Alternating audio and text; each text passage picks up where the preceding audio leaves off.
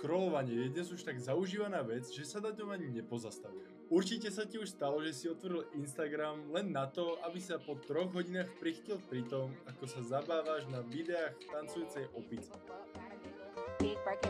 Tieto 3 veci by ti od toho mali pomôcť odnaučiť a tá posledná mi znížila screen time na menej ako pol hodinu denne. Prvá, odstraň všetky sociálne siete z plochy a stíž upozornenia, aby ťa to nelákalo. Ak ich nechceš úplne odstrániť z plochy, tak aspoň pravidelne mení ich polohu, aby si ich už neotváral na autopilot. Ale Juro, ja si tam hlavne píšem s ľuďmi. Nemôžem za to, že si tam pozriem 20 reelsok.